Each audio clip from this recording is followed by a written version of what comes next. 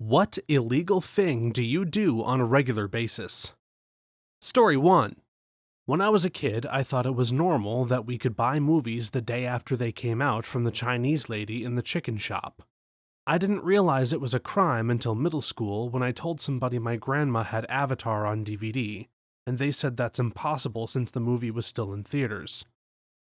I remember I worked for a couple of Indian folks back in the day, and they were boasting about having the new Transformers movies through some download service, and because I wanted to see the movie so bad, I caved and asked them about it. For some reason, I was concerned that surely I would be the one to get in some kind of trouble for it. Anyway, I go home, convince myself to download the movie at around 11 p.m., and start playing it just after midnight. And at some point within the next 30 minutes, I hear a loud and urgent sounding knock on my front door, after midnight after downloading this video. I tiptoed down and say, "Who is it?" through the door, where they then announced it was the city of blank police, to please open up. What the fuck? I opened the door and they quickly stated there was a break-in at the place I worked at and managed for, that I needed to go in to make a statement and check things over. Last time I ever downloaded a movie. The first time was enough for me. Back when I was in college, a buddy of mine had just picked up some weed and Molly from his dealer's house at 1 a.m. and was walking back to his car when all of a sudden a police helicopter flew overhead and shined its spotlight on him. My friend naturally freaked the hell out, thinking he had just been caught in some kind of drug bust operation. He threw his hands up as a cop car rounded the corner, sped towards him, and also shined a spotlight on him. After like 15 seconds of just sitting there, the cop said over his loudspeaker, "Go inside," and both the car and the helicopter quickly took off. My friend just stood there confused and hyperventilating for a few minutes before getting in his car and going home. We later learned that there had been a double homicide in the area a little earlier that night, and the cops were searching for the suspect, who had fled on foot. The police helicopter just happened to be scanning that particular street at the exact same time my buddy was leaving his dealer's house. Once the cop in the cruiser got a close look at him and realized he didn't match the description of the suspect, they moved on. My buddy and I were leaving a party and noticed a helicopter overhead. I tossed my pipe and weed in a bush and we kept walking to my car. About 30 seconds later, we were surrounded by 20-plus cop cars and had a spotlight on us, had guns drawn on us and told us to get on the ground and then put in cuffs. Confused as hell, I demanded to know what was going on, only to be told there was a break-in and we matched the description. This confused me even more because I'm 6'5" and my buddy was 7'3".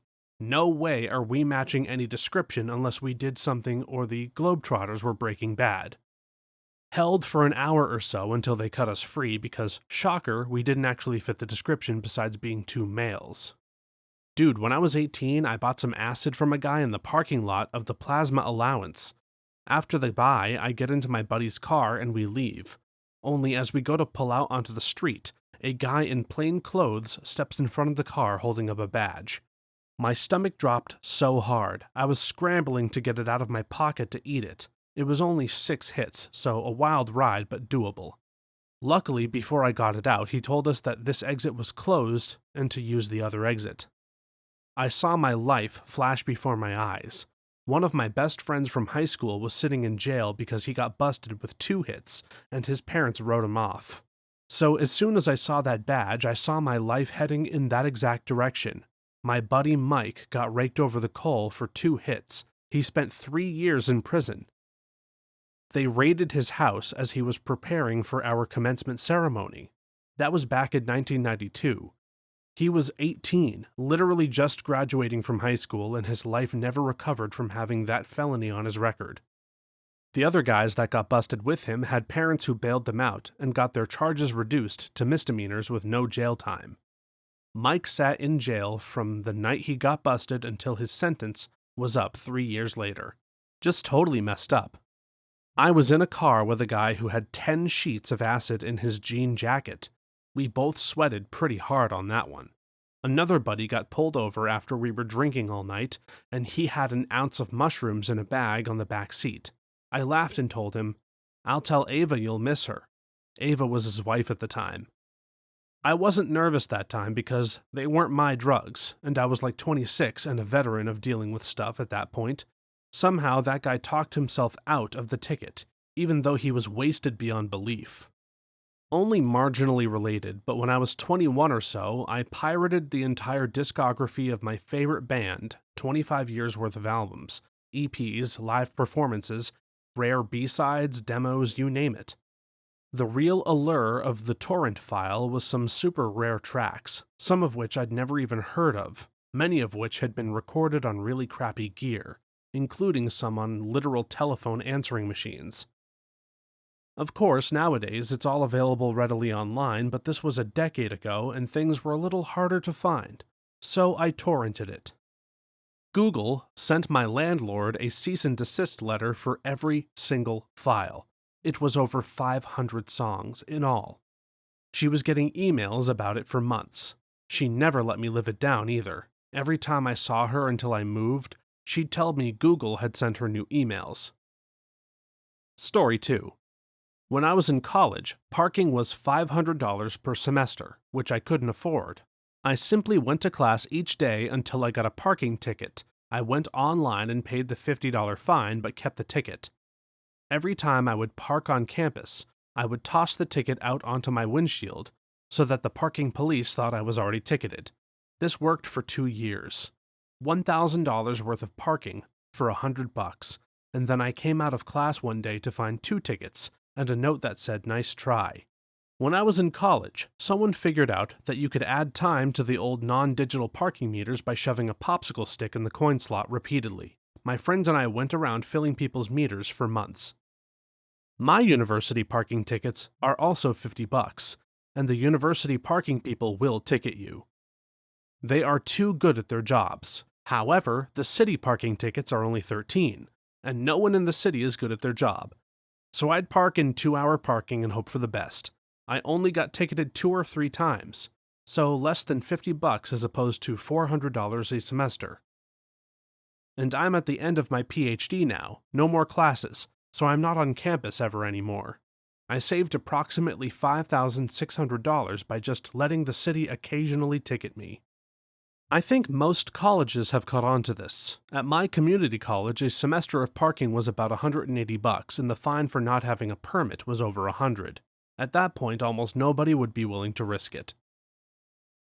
Then, at the university where I finished my degree, a semester of parking was about $350, and the fines for not having a permit were almost $200. Plus, parking enforcement at this school was absolutely vicious. I heard stories of people who were only visiting the school, so they would only pay for a few hours of parking and getting fined the moment their time was up.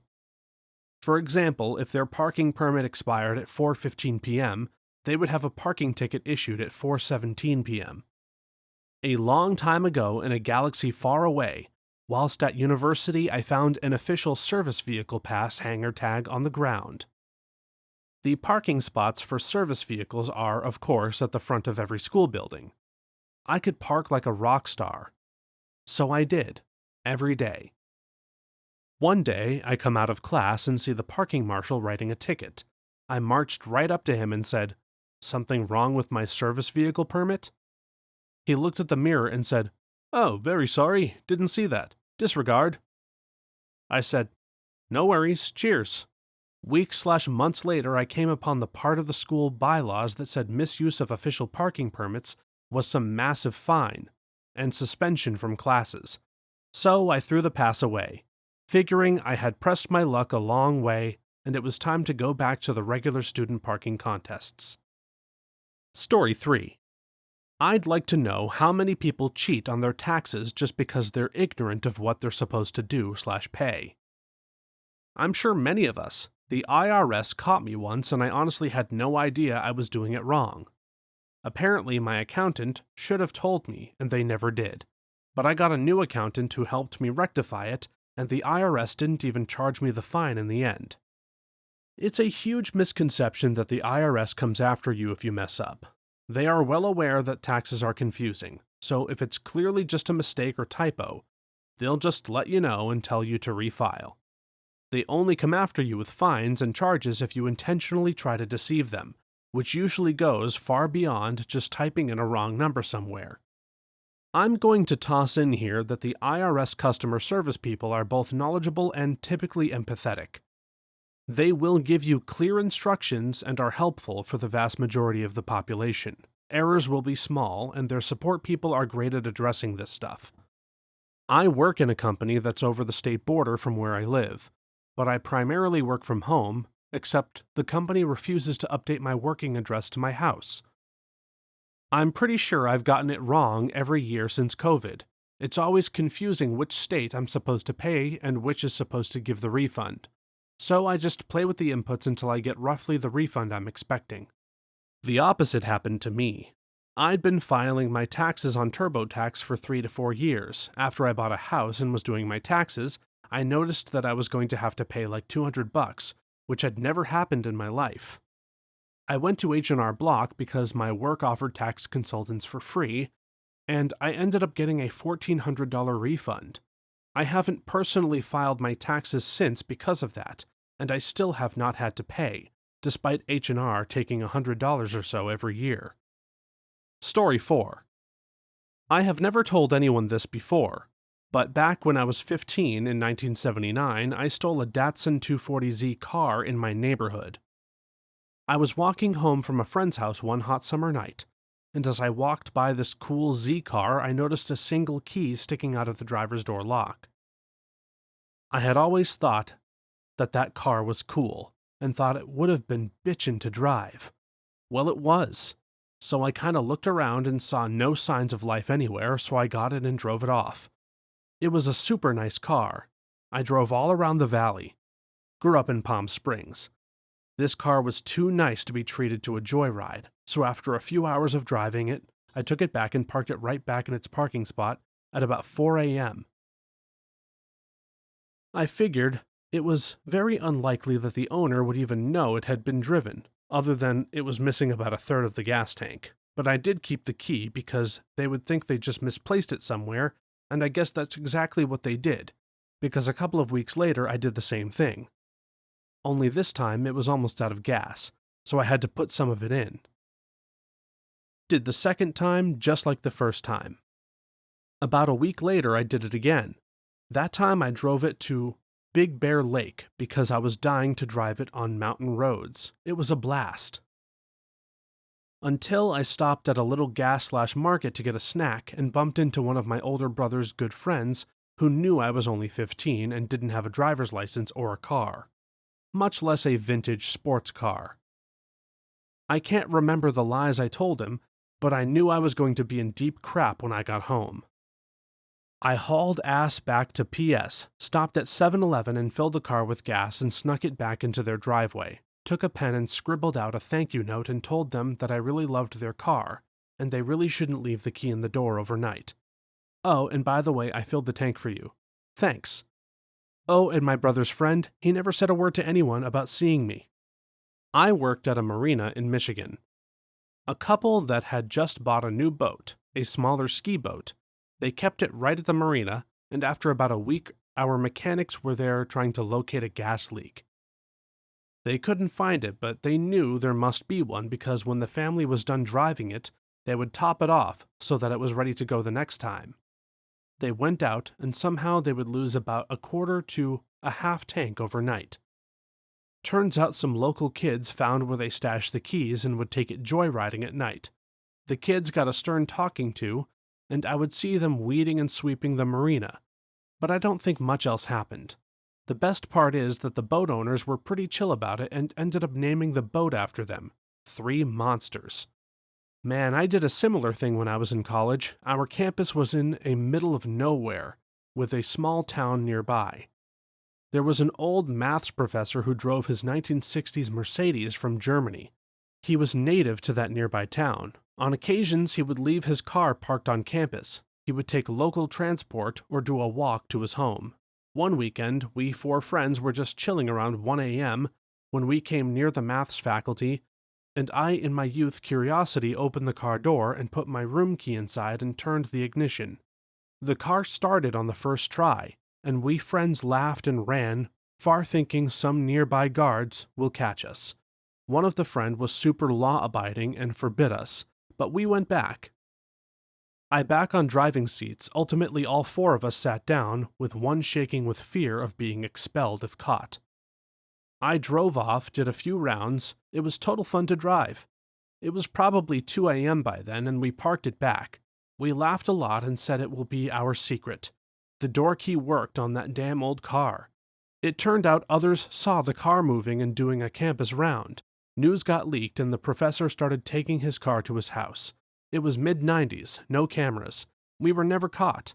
I still remember that one-time thrill and rush of stealing the car and having a small joyride. Story 5. Unfortunately, I'm an addict, and I've done a lot of drugs. And that takes you down a path with lots of criminal activity. I started a shoplifting ring in my city and was eventually caught. I was arrested and had to go to jail. I've prostituted myself for drugs and money. I am incredibly ashamed and hate myself sometimes. But I have 2 years clean now and continue to make my recovery my first priority. Story 6. I buy organic veggies and ring it up as non-organic in self-checkout. Self-checkout is where 50% of retail theft happens, for reasons like this. My store has a guy we know as Mr. Tomato TV, because at least once a month he prints out a sticker that has a barcode for a 79-cent can of tomato paste. He sticks it over the barcode for a $700 television and tries to buy the TV for 79 cents at the self-checkout. We always catch him and he always acts shocked and offended. Oh, wow, how could that happen? You guys need to pay better attention to your products. Glad you caught that. Oh, I don't think I'll buy it today. Bye now. Wow, now that's a high crime. Not that it's illegal, but I like to regrow my green onions and celery after cutting them to save me from having to buy more for a while. I'd take the seeds from the fruits and grow them, but I'm not much of a green thumb. I'm still doing curbside pickup of online grocery orders, and I'm always amused to see how often the big grocery stores here claim to be sold out of bananas. I only learned a couple of years into COVID it's probably down to everyone inputting 4011 as the code for every weighted fruit and veg at the self-checkouts. Story 7. Pick up bones out of the woods. Apparently it's illegal, but I don't care. To be fair, the people putting the bones in the woods are probably the ones the law is more concerned about. This was me once, but hear me out. We realized my dog was wearing her teeth down and chewing on marrow bones. So we gathered up all these beef femurs, and what to do with them? Felt crappy to wrap them in plastic and put them in a landfill, but not doable in my home compost. We often run our dog at a cemetery that has an open field adjacent to some woods. So when we went out, I brought the bones and hurled them deep into the woods in various directions. Gone. Or so I thought. The next time we took her there, it was pretty comical. Some animal had found every single one and dragged it back out into the open and just left them scattered around. I laughed, imagining some dog who thought they had scored the Mega Millions.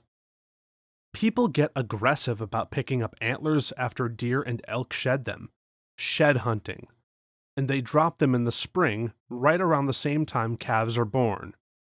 So cows and does are stressed about raising their calves and fawns while the snow is still melting, and a lot of stuff hasn't started growing yet, and you've got 100 people wandering around pushing them around, chasing after antlers that the bulls and bucks have dropped. So now you've got to wait until opening day of shed hunting season so all of the offspring don't starve to death trying to keep away from hordes of Jerrys running around looking for antlers. It makes sense to me, even if it is a bit annoying waiting that long, and if you're caught with antlers too early in the year, you'll get a big ticket. And rightfully so, the elk herds in particular have been struggling for years. Animal law is very strict because animals cannot be witnesses or report crimes, so serious crimes against them can be very difficult to prove. I think I remember learning in school that one of the reasons those laws are in place is in case the police suspect that someone is killing or harming wild animals illegally. Even if the courts can't prove that someone killed an animal, being found in possession of bones or feathers is enough to get you convicted of animal-related crimes. I'd assume, though, that the law isn't usually enforced unless there's a reason to suspect that someone has been harming animals. That's just what I remember from my sophomore year of college, though. Story 8. Here it goes. I sped. I followed too closely. I ran a stop sign. I almost hit a Chevy. I sped some more. I failed to yield at a crosswalk. I changed lanes at an intersection. I changed lanes without signaling while running a red light and speeding. Also, piracy and anabolic steroids. Story 9. When I was younger, me and my sister were driving down the road when we saw a roadkill raccoon. We decided to pull over to see if it was still alive. It wasn't, but it had a baby raccoon trying to cuddle up to it. We felt bad and took him in. He lived with us for about 14 years until he died. Apparently, it's illegal to own a raccoon without a license, but raccoons only live for around 3 years in the wild. So I like to think we gave him a pretty good life for an orphan raccoon regardless of it being illegal. We live in a small town and regularly took him on walks to the park and stuff. He loved people and sat on my shoulder while I was on the 4th of July parade float. Rest in peace, Bandit. My grandfather and an uncle cut down a tree and ended up with 2 orphaned raccoons. Archie was given to me and Veronica was given to another uncle, 3 years older than me. They were great pets, easily litter-trained and attached to our respective hips, but they were also extremely protective of us. They'd sit on our shoulders, and if anybody unknown to them would approach, all hell would break out. They lived until the ages of 10 to 12 years. The most unique pet I've ever had, but it was technically illegal to keep them as pets. Story 10. In '94, I had an '87 Toyota Celica in black. It was a really nice car when I bought it, but it had a missing hubcap. Not knowing where to get a replacement, I stole a hubcap from another Celica in my neighborhood. I was dumb and 17 years old. I drove that car for 2 years until I got into an accident. Since I no longer needed the hubcap, I put it back in the car that I had stolen it from 2 years earlier. I always wondered what that owner thought about it. Story 11. There's a stop sign near my house that I blow through all the time, or just do a rolling stop, because it's a wide-open 3-way intersection, and you can clearly see for like half a mile in every direction that there are no cars or pedestrians around. Sometimes your A-pillar can hide a car or bike traveling across the perpendicular road because the area of view that it's blocking moves at the same rate as the vehicle it's obstructing. That's why it's important to actually stop and look around for a second. There's a similar stop sign between my place and my ex's house. In the 2 years we dated, I never once saw another car at that intersection. I'd slow down enough to confirm that there weren't any cars coming from the other directions, but I never fully stopped. There's a stop sign near my house that people blow through regularly, not even slowing down, except somehow when a cop parks in the side street. Somehow they never see these people flying through a residential area at 50 and a 25. Maybe one day we'll convince the neighbors to allow a speed bump to be installed. Story 12. I don't report my taxes for my business, like ever. The IRS doesn't even know it exists. Be careful who you tell that to. The IRS offers cash rewards for reporting/giving tips about tax fraud or evasion. Also, any licensed accounting professional technically has to report you. I think this happens a lot more than people realize. I have a friend who fluked her way into voice acting when she was 19 and became very successful in the field. She's not the sharpest person, so she didn't even realize that income tax applied to her at all for like 10 years, by which time it had been going on for so long that she knew she'd be in trouble. So she just kept doing what she was doing. She's almost 50 now and has never heard so much as a peep from the government. Tax professionals are not mandated reporters. There is really no benefit to lying to them about your situation because their job is to advise you. The worst case scenario is they'll refuse to do your taxes. And the reward for snitching only kicks in above $1 million anyway, so you would have to be admitting to some pretty serious crimes for them to have a financial incentive to contact the IRS. Not all tax preparers, but CPAs and EAs are. Your license is on the line then. True about the rewards, though. It is a $2 million recovery minimum, but I'm assuming that includes penalties and interest, which even if your tax would have been low, P&I can add up real quick. Yeah, I bet a lot of us here have some tax-related ones. I'm pretty sure I have some. Like when TurboTax asks if I bought anything from another state and didn't pay taxes on it or whatever, and I say no. I can never think of specific examples, but I'm sure I actually did. I haven't filed taxes since 2019. COVID came around, and I didn't do it. Then the mess with the unemployment, working various side jobs, and I moved back to California from New York/New Jersey. So I had 3 different state taxes to do. I have been procrastinating because I am so overwhelmed by the thought of how difficult it's going to be, and I'm freaking out about what's going to happen when they eventually catch up with me. I probably didn't owe, because I'm a server in a restaurant, but I'm still afraid I'm gonna get in trouble.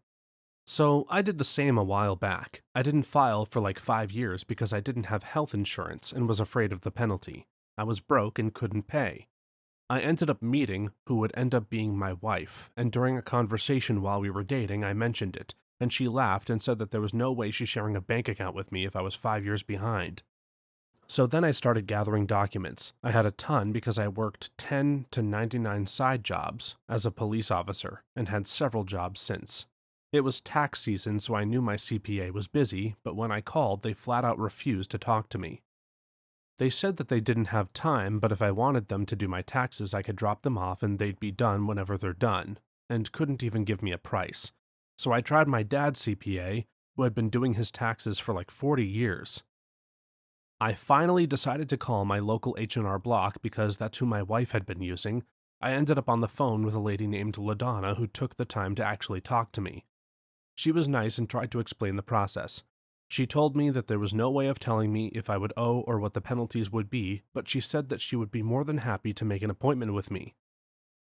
I ended up making an appointment and paid a lot of money for her to do my taxes, but because she was nice and took the time to talk to me, I still use her. Even though I can file my taxes for free now, I still pay extra just because she helped me and I trust her.